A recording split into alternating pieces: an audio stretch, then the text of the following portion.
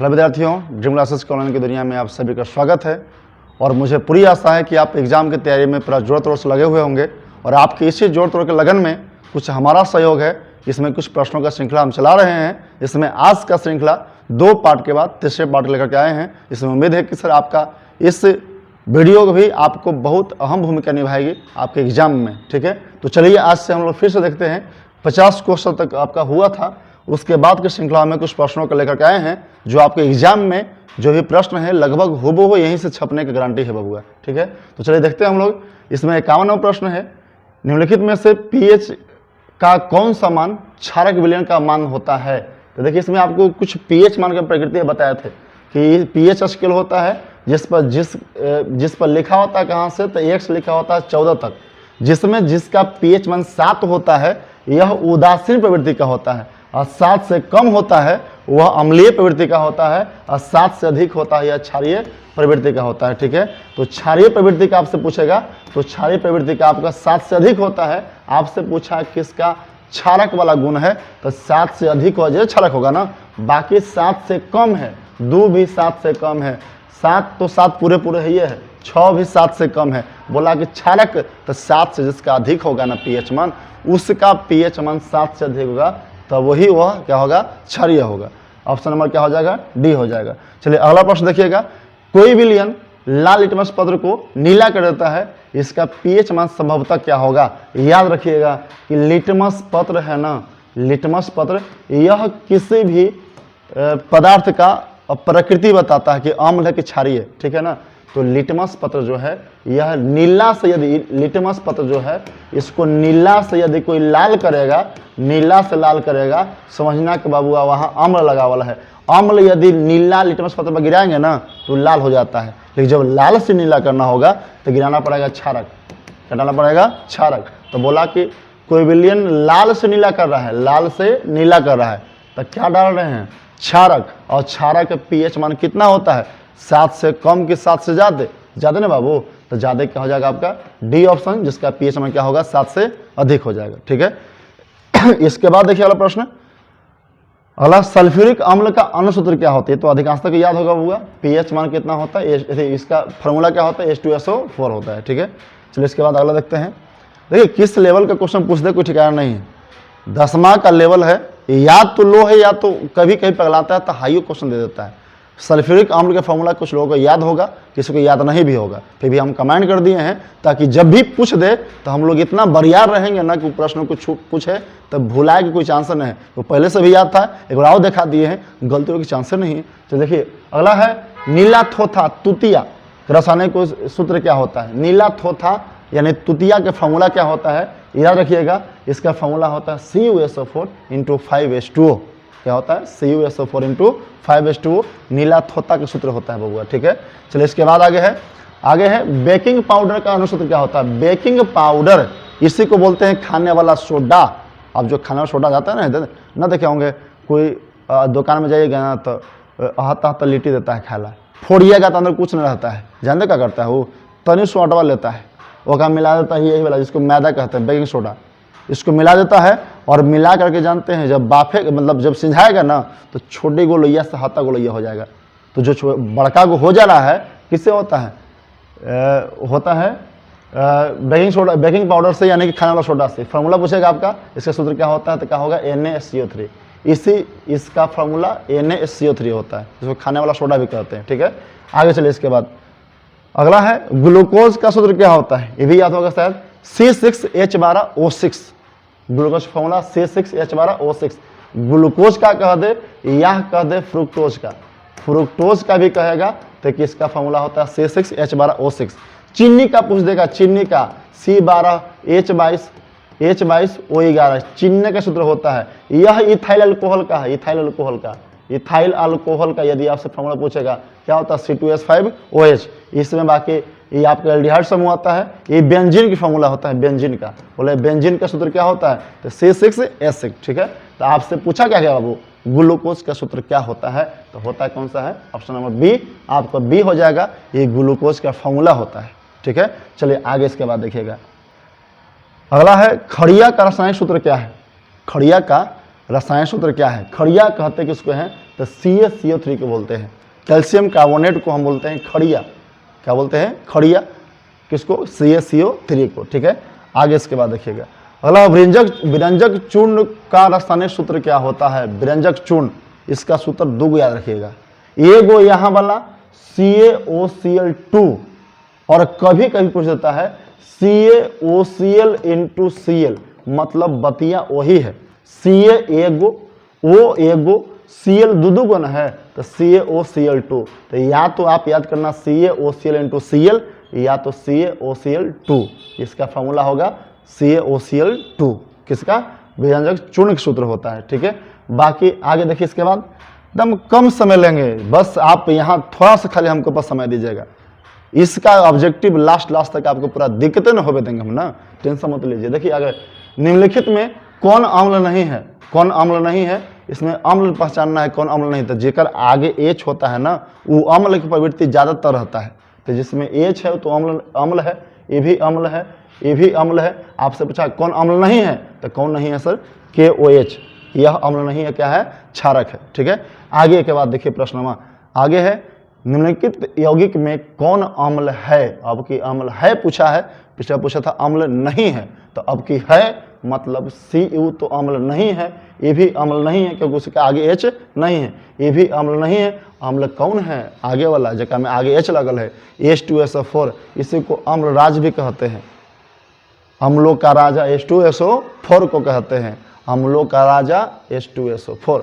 चलो देखिए इसके बाद देखिए अगला प्रश्न, सक्रिय धातु अम्ल से विस्थापित करके क्या करती है? सक्रिय कह दे या कह दे कि उच्च क्रियाशील धातु, जिसमें आपको क्लास में हम बताए होंगे, हमारे से पढ़े होंगे तब न, तो याद कीजिए लिकबा सरकाना, लिकबा सरकाना यानी क्या हो गया? लिथियम, पोटेशियम, बेरियम, स्ट्रोसियम, कैल्शियम और सोडियम, जितने भी तत्व है ना, ये अपक्रिया जब भी करेगा ना अम्ल से, तो हमेशा H2 गैस बाहर निकलता है और लवण बनाता है। क्या करता है सर? लवण का निर्माण करता है। H2 गैस हमेशा बाहर निकालेगा। तो बोला कि अम्ल से विस्थापित करके क्या निकलता है बाहर? तो H2 गैस बाहर निकलता है, याद रखिएगा। ठीक है, ये लिकवा सरकाना क्रिया करेगा, तो इसको बोलते हैं सक्रिय धातु या बोलते हैं उच्च क्रियाशील धातु। आगे है, कोई विलयन लाल लिटमस पत्र को नीला कर देता है, उसका pH मान होता है। कोई विलयन हो, अभी तो बताए थे, बतिया समझ रहे होंगे क्या बोला गया है? नीला कर देता है। कहाँ से? लाल से किया नीला, नीला किया, याद रखिए। नीला से यदि करेगा लाल तो अम्ल होगा, और लाल से करेगा नीला तो होता है क्षारक। क्या होता है बाबू? क्षारक। क्षारक जो है यह लाल से नीला करता है, तो क्षारक का pH मान 7 से कम की जाते ना, तो एक आपके तो था, लगता है कि आगे क्वेश्चन ये वाला हुआ था, वो हो 10 pH मान हो जाएगा। जल का pH मान कितना? 7। जगह कोई स्वाद न रहता है, उदासीन रहता है, जगह कोई स्वाद ना हो उसका pH मान 7 होता है, इसका pH मान कितना हो जाएगा? 7 हो जाएगा। आगे देखिए, हाँ ये तो बढ़िया से पढ़िएगा। कोई विलयन अंडे के पिसे हुए कवच से अपक्रिया कर एक गैस उत्पन्न करता है जो चूना जल को दूधिया कर देता है। इस विलयन में निम्नलिखित में से कौन सा पदार्थ उपस्थित होता है? देखिए क्या मैं क्या बोला, कहता कि जब अंडे को पीस देते हैं, खोइबा के पीसते हैं और पीस के उसको चूना जल, उसको यदि चूना जल उस पर डाला जाए तो उसको दूधिया कर देता है। तो उसमें कौन सा पदार्थ है? क्या मैं देता है सर? तो चूना जल को दूधिया कर देता है, वह कोई और पदार्थ नहीं होता। क्या होता है? HCl। इसी से चूना जल क्या होगा? दूधिया रंग का हो जाता है। यदि आपसे ऐसा प्रश्न पूछे तो ध्यान से देखिएगा कि यदि अंडे के पीसे हुए कवच को, अंडा के पीसे हुए कवच को अपक्रिया करे गैस उत्पन्न करता है, तो चूना जल को दूधिया जो करता है वो कौन पदार्थ होता है सर? HCl होता है। ठीक है, आगे देखिए इसके बाद आगे है, विरंजन के लिए प्रयुक्त होता है। विरंजन यानी ब्लीचिंग पाउडर, इसको बोलते हैं विरंजक चूर्ण भी कहते हैं, विरंजक चूर्ण कहते हैं। याद करना कि इसको कुछ गुण, इसका कुछ उपयोग है। उपयोग कहाँ कहाँ है तो याद रखिएगा। जानते कुछ ये वो कवि जी थे, और कवि कौन थे? तो कवि किकलो थे। किकलो थे, यानी किकलो समझ रहे कुछ हुआ? कवि यानी कपड़ा के विरंजन में प्रयोग करते हैं। इसका प्रयोग कहाँ करते हैं? इसका प्रयोग पहला तो यहाँ व्यंजन में किए, तब पहला कपड़ा के व्यंजन में करते हैं। नंबर 2 कीटनाशक दवा बनाने में भी करते हैं। यदि बोले कीटनाशक दवा बनाने में किसका प्रयोग करते हैं, तो इससे करते हैं, किसका, ब्लीचिंग पाउडर का प्रयोग करते हैं। और क्लोरोफॉर्म बनाने में करते हैं। क्लोरोफॉर्म जानते हैं ना बाबूआ, क्लोरोफॉर्म वही पदार्थ होता है जिससे किसी को लेकर भाग सकते हैं। अरे वो सब किडनैपिंग वाला ना होता है, तो ने क्या समझा, उल्टा उल्टा कर रहे। देखिए जैसे कि एगो देखे होंगे फिल्म में, एगो कपड़ा आप लेके आता है, रखता है, और आप केमिकल चुआता है, और चुआ के सूंघा देगा और लेकर भाग जाएगा, मतलब जिससे बेहोश कर जाता है, वही क्लोरोफॉर्म होता है। वो जो बनावे में प्रयोग किसका करते हैं, ब्लीचिंग पाउडर का। यानी याद करना, कवि जी थे, कौन कवि जी थे, किकलो जी थे, जिसमें कवि किकलो याद रहेगा। तो कपड़ा के व्यंजन करने में, कीटनाशक दवा बनाने में, क्लोरोफॉर्म बनाने में करते हैं। तो बोलेगा इसमें किसका प्रयोग करते हैं, किसका, ब्लीचिंग पाउडर का प्रयोग करते हैं कुछ में, व्यंजन करने में। ठीक है, चलिए आगे प्रश्न देखिए। इसके बाद अगला प्रश्न है, जल को जीवाणु रहित बनाने के लिए उपयोगी पदार्थ है। जल को जीवाणु रहित बनाने के लिए उपयोगी पदार्थ है, यानी जल में जीवाणु नहीं रहेगा, जीवाणु को भगाना है जल से, तो उसमें कौन सा पदार्थ मिला देंगे तो जल भाग जाएगा। तो जानते हैं कुछ, फिटकरिया, फिटकरी जानते हैं, जल में डाल दीजिएगा ना, तो हम जीवाणु जितना है सब के सब भाग जाता है। इतना ही नहीं, आपको बता दें कि जैसे दाढ़ी बनाते हैं, दाढ़ी को छिलवाता है दाढ़ी, तो लास्ट में फिटकरी लगाया जाता है, उससे कई चीज़ बच जाता है। जैसे कि जल में जो मान लो कि कहीं से जल लेके आया, वो गंदा था, वो हम लोग बैक्टीरिया बैठ गया, तो इसको यदि रगड़ेंगे ना तो बैक्टीरिया सब साफ हो जाता है।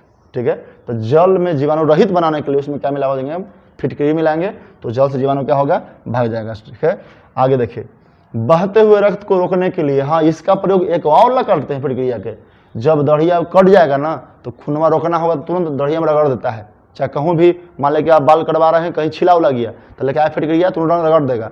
तो ब्लड को, बहते हुए ब्लड को रोकने के लिए जिस पदार्थ का प्रयोग करते हैं उसे क्या बोलते हैं बाबू, फिटकरी। यही से खून को रोका भी जा सकता है। ठीक है, आगे देखिए। इसके बाद आगे, एसिटिक अम्ल में अम्लीय हाइड्रोजन परमाणुओं की संख्या क्या होता है। एसिटिक अम्ल के फॉर्मूला याद होगा तो ठीक है, चौथा लेसन में पढ़ना है। एसिटिक अम्ल के फॉर्मूला होता है CH3COOH। आपसे पूछा गया इसमें H अणुओं की संख्या कितना है, H समझ, हाइड्रोजन की संख्या कितना है, गिनी ना, 3 है कितना, 4 ना हो, 3 गो H यहाँ, एगो यहाँ, 3 कितना हो गया, 4, कितना संख्या हो जाएगा, 4 संख्या हो जाएगा। आगे देखिए। इसके बाद, निम्न में से कौन सा पदार्थ उधरपातन गुण प्रदर्शित करता है। उधरपातन समझे होंगे, जब 9वीं क्लास में पढ़ रहा होते हैं कि जो एकदम पूरा काल है उसको बोलते हैं ठोस, लिक्विड रहे द्रव कहते हैं, जो ऊपर एकदम आर पर लोग न लोगे, मतलब लोग जाए, उसको बोलते हैं गैस।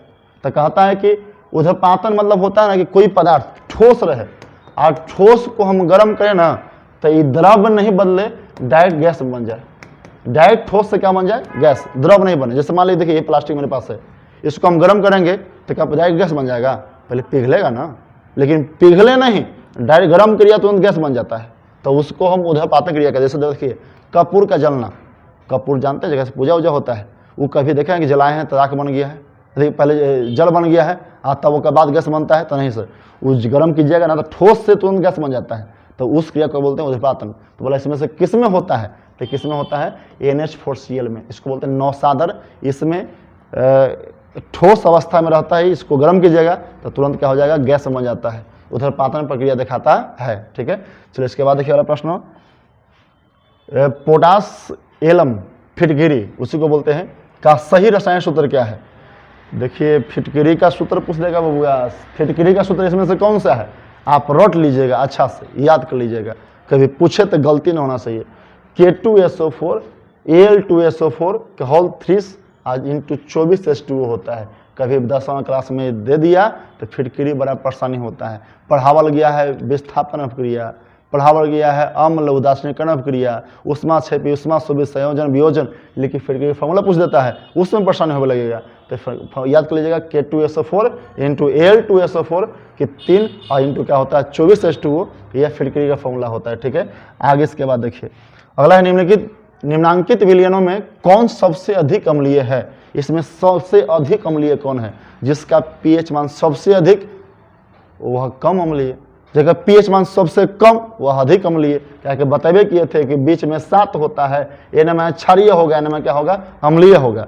तो सबसे कम का अम्लीय मान क्या होता है, पीएच मान सबसे अधिक, पीएच मान सबसे कम तो अम्लीय गुण क्या होता है, सबसे अधिक होता है। क्या हो जाएगा, पीएच मान 1 वाला के अम्लीय गुण सबसे अधिक होगा। आगे देखिए इसके बाद, बहुक्षारक अम्ल के आंशिक उदासीनीकरण से प्राप्त होता है। कैसा लवण प्राप्त होता है? बहुक्षारक अम्ल के उदासीनीकरण कब होगा? जब मिलाएंगे, क्षारक से मिलाएंगे तब ना। अम्ल का अपक्रिया क्षारक से होता है तब ना उदासीनीकरण अपक्रिया होता है। जिसका में लवण क्या बनता है? जल बनता है। तो बोला इसमें कौन लवण बनेगा? तो सामान्य लवण बनेगा, याद रखिएगा सामान्य लवण बनेगा। बहुक्षारकीय अम्ल को क्षारक से मिलाएंगे तो लवण और जल बनता ही सबको पता है, इसको उदासीनीकरण अपक्रिया कहते हैं। लेकिन इसमें कौन लवण बनेगा? तो सामान्य लवण का निर्माण होता है। ठीक है, इसके बाद आगे प्रश्न देखिएगा। आगे है निम्नांकित में कौन क्षारकीय ऑक्साइड है? क्षारकीय ऑक्साइड याद रखना बाबू, क्षारकीय कौन क्षारीय प्रवृत्ति दिखाता है? बाकी क्या में क्षारकीय कहा है, मतलब क्या में 3 गो अम्ल है, एगो क्षारक है, और क्षारकीय कंपाउंड का में कौन सा है से आपको बताना है। तो क्षारकीय में एगो हो जाएगा Na2 जो क्षारीय यौगिक है। ठीक है, बोला इसमें कौन क्षारकीय यौगिक है? तो Na2। अब बाकी कौन सी है? अम्लीय है। बोलेगा अम्लीय कौन है? तो इसमें 3 में से कोई वो दिख गया तो अम्लीय हो जाएगा, और बाकी नहीं दिखा तो क्या होगा? क्षारकीय। ये आपको क्षारकीय क्षारक गुण प्रदर्शित करता है, स्वाद में कड़वा होता है, यह अम्ल से मिलकर लवण तथा जल बनाएगा, तो ये Na2 होता है, क्षारकीय होता है। ठीक है, आगे इसके बाद देखिए अगला है 74 में निम्नांकित में कौन अम्लीय ऑक्साइड? अभी तो बताए थे कि उसमें से कोई तीनों में से कोई मिल जाएगा। देखिए ऊपर तीनों में से कोई मिल जाएगा तो अम्ल होगा, अम्लीय, नीचे क्या होगा? क्षारकीय। क्या उसमें से SO2 एक में है ना? देखिए SO2 ये अम्लीय हो जाएगा। बोला इसमें कौन अम्लीय है? तो क्या हो जाएगा? SO2 अम्लीय हो जाएगा। ठीक है, आगे सबसे लास्ट क्वेश्चन आज का चलते हैं, आपका ज़्यादा समय नहीं मारेंगे, और उसके बाद जितना प्रश्न का संग्रह हम लोग सर चलते रहेंगे। आपके इस जिस लड़ाई में बिहार बोर्ड के परीक्षा वाली लड़ाई जो लड़ रहे हैं आप लोग, उस लड़ाई में लड़ाई कर रहे हैं, फाइटिंग कर रहे हैं, लेकिन आप जिस युद्ध की तरफ जा रहे हैं, जिस बॉर्डर पर जा रहे हैं, वहाँ से हम लोग को विजय प्राप्त करके आना है। उसमें थोड़ा सा सहयोग हमारा रहेगा, इसका श्रृंखला आपका चलते रहेगा। इस श्रृंखला कभी बंद होने वाला नहीं है सर। जब आपका एग्जाम होगा, एग्जाम से पहले बंद कर देंगे। ठीक है, तो बाद में कहला चलो फिर दिक्कत ना है, आप लोग फिर पास हो ही जाएगा तो फिर पढ़ाएंगे क्या? देखिए एक बोला PbOH NO3 किस प्रकार का लवण है? तो किस प्रकार का लवण है आपसे बोलेगा PbOH NO3। तो एक में याद रखिएगा सर, ये क्षारकीय लवण है। क्या है? क्षारकीय। PbOH NO3 एक क्षारकीय लवण है। और इसके बाद बबुआ आप एकदम तैयार रहिएगा, जो आपका एग्जाम है, इस एग्जाम में आपका श्रृंखला चलते रहेगा। और बाकी जिन जिन साथियों तक आप इस वीडियो को नहीं भेजे हैं, आप हमेशा भेजते रहिए, हमें भी सहयोग होगा और उन विद्यार्थियों को भी सहयोग होगा। जो विद्यार्थी आपके चलते यदि किसी का मार्क्स से 2 मार्क्स बढ़ जाता है तो इससे पूर्ण की बेहतरी कोई आदमी नहीं होता है। ठीक है, तो आपके चलते कोई विद्यार्थी का नंबर बढ़े, आप इसमें आपका भी योगदान हो, और यदि वह वीडियो देखेगा तो हमको भी लाभ है, और आपके टीचर जो आप हमसे पढ़ रहे हैं उनका भी प्रचलित हो जाता है, आपको भी नाम तो है ना सर कि मुझसे पढ़े थे। ठीक है, थोड़ा सा सहयोग कीजिए बाबू, आप वीडियो को शेयर कीजिए, यदि आपको पसंद आया हो तो लाइक करते जाइएगा। बाकी अगले वीडियो के लिए आप इंतजार कीजिए, कल या परसों तक वो भी डाल दिया जाएगा। ठीक है, धन्यवाद, अगले वीडियो मिलते हैं।